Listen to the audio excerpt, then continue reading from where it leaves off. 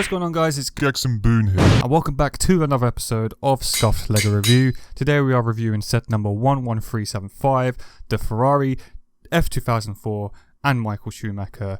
My god, look at this thing. It's beautiful. It's all in its Ferrari glory, and you get Michael Schumacher, arguably debated to be one of the greatest Formula 1 drivers of all time. This is a part of the LEGO Icons lineup, alongside the McLaren with Aryton Senna and the Williams with Nigel Mansell. I have reviews on both of those sets. If you guys want to look in the description, there'll be links for those if you want to check them out. And overall, they are free for free. I would argue that the McLaren lacks the tyre quality, but that was like the first set in the lineup. They were still in the kind of testing phases a little bit of how to perfect the set, and I think they've achieved not true perfection. There are a couple things on this set that I could already notice that kind of annoy me a little bit, but it's not entirely LEGO's fault because they really have no workaround for it. The set comes with 735 pieces and it retails for this amount of price. You might be wondering, what are my nitpicks for this set?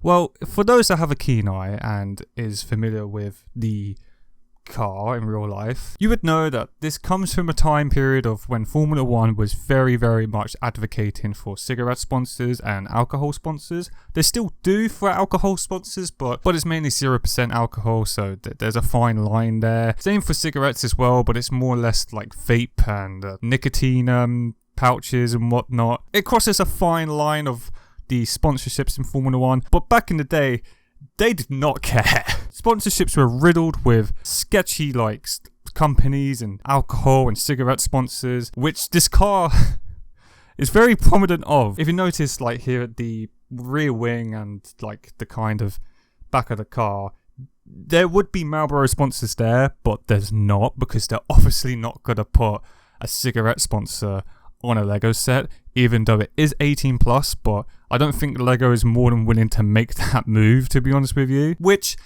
is a double-edged sword because it does take a lot of detail at the set, and I do think it kind of very much impacts the set in a negative way. However, I really don't know what LEGO can do to kind of work around that. I think on the Williams, they kind of replace where the cigarette sponsors were with just like the Williams logo, which I feel like they could have done for here as well, but then it's kind of like, does it kind of capture the same aura that the original F2004 had or not? It's I think they did the best that they could, but I do think it looks very like stale. I don't know how to put it. It still looks very gorgeous, don't get me wrong, this set looks amazing, but I think just the lack of sponsorships that are obviously missing, it's a bit distracting. Anyways, enough about cigarettes, that's not what we're here for. We're here for the damn set. We turn the box around here.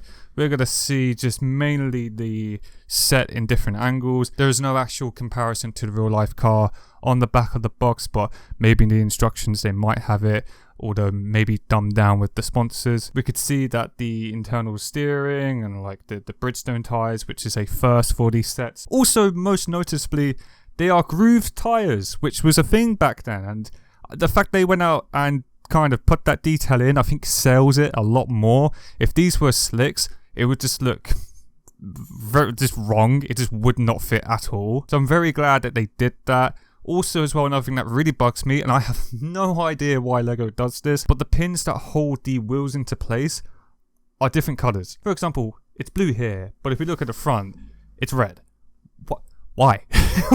Why did they do this? We also get a closer look at the Michael Schumacher minifig here as well. I think it looks very good, although it looks very strange without the sponsorship there. It's kind of just like a white patch, but I think they did a very good job. The helmet looks really good as well. It very much encapsulates Michael Schumacher's helmet, which I think is probably up there, arguably for the most iconic looking helmets of all time. But yeah, I haven't got much to say for just looking at the box wise, because it doesn't really show much other than just the car itself, and we kind of touched on what I like, what I don't like. I'll get more into detail about the things I like and don't like when the car is built, because I do have a lot to say, because this set is very good, but also can be improved on. So we're going to stop yapping and we're going to get right into that time lapse.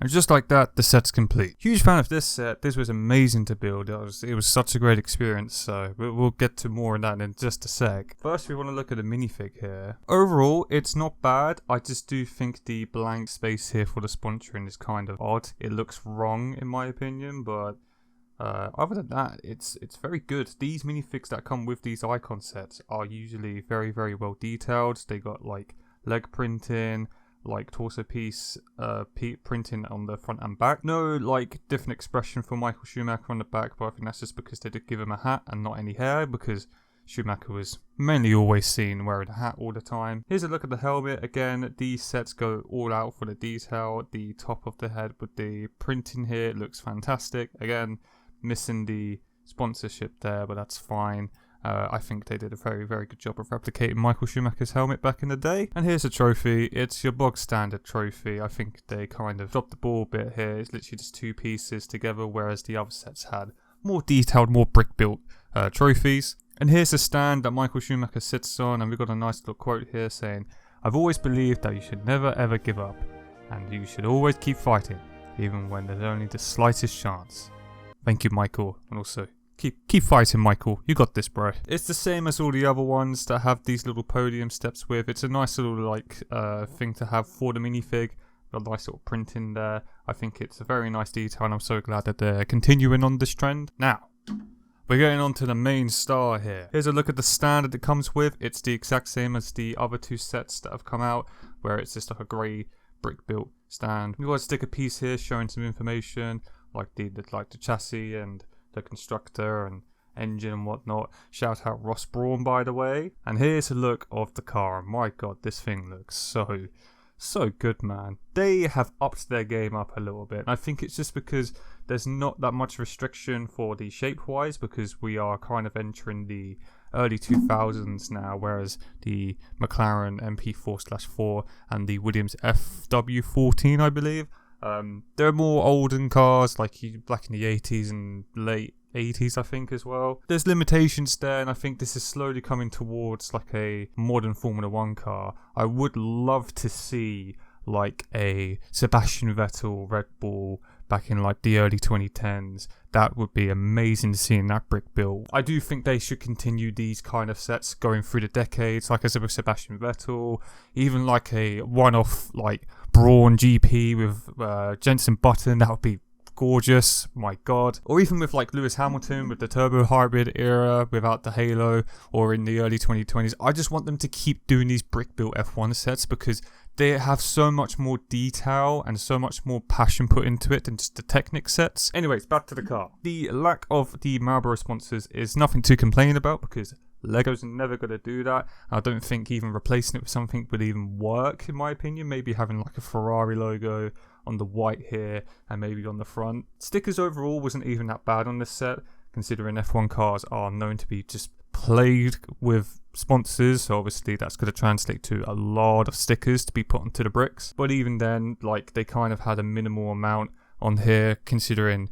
you know, I've seen worse sticker sheets than this for smaller sets, for example. One thing I am confused about is that the tyres are the same width. I don't know if the early 2000 cars like had that intentionally. I might have to look it up, because I don't even know myself. I feel like if that was the case, it wouldn't have gone back on themselves and made the tyres the same width like they did the McLaren, because that was a massive complaint that people made about that set. But either way, it still looks good. They got the grooves on the tyres, which is very accurate to how the tyres looked back then. And especially on this car, it looks very, very nice and fits very, very well. One thing that I do gush a lot about is this like back bit here with the they called it the shark fin, but it's not really a shark fin, because the shark fin goes out a bit more. It's this bit, the engine cover, let's call it that. How it was built is actually very, very cool. Like, it uses a axle piece that has this little cool slope here that achieves that look very, very well. And you can even like, I don't want to break it. There we go. You can even take it off here and shows the glorious V8 engine. And a little Easter egg here, we got the Italian flag embroidered into the bricks here, which is a nice little touch. But yeah, this whole like engine cover, like, I don't know what they've done. I don't know what the designers have been smoking, but they were smoking some good stuff, because god damn, this thing looks good. It's brick built very, very well, and I am very, very pleased with how this turned out. It looks amazing. Also has some built-in steering here. It's not really going to be useful for me, but it's cool that it has that mechanism in this set. But yeah, overall, like, the building experience was very, very, very satisfying. Like, I was very, very zenned in whilst building this set. I can't lie. Everything kind of worked. Everything flew together. There wasn't any issues or any complaints that stuck out to me. Mainly the stickers, but I'm always going to complain about stickers anyways. It's definitely the best looking out of the 3 LEGO Icon F1 sets that have currently been released. But I'm super, super excited of what LEGO and F1 have planned down later on in the year. Continue doing what you're doing, LEGO. You're going to get so much damn money from me. But honestly, this might have to be my first 10 out of 10 set.